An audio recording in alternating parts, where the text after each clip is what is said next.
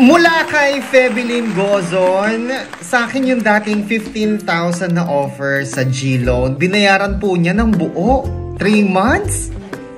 Patay.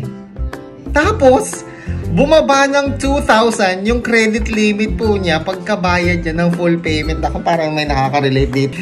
Tapos nakapag full payment na siya ha. Hindi niya binuo, hindi siya nag-advance full payment. From 25,000, naging 15,000.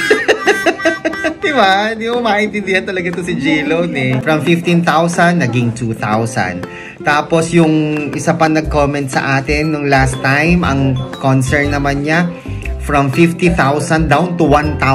Depende, ang sabi nga ay weekly evaluation po. Okay? So, kung kayo po ay mag-advance full payment, pakaisipin niyo po mabuti. Kahit pa mag-on time kayo ng pagbabayad ahead, on or before your due date, ganun din po yung effect niya. So, sa mga G-Loan users, don't expect na kapag kayo po ay nakapagbayad na, magkakaroon po kayo ng higher or better limit offer sa G-Loan. Ako po si Chico. Enjoy the rest of the day and God bless po!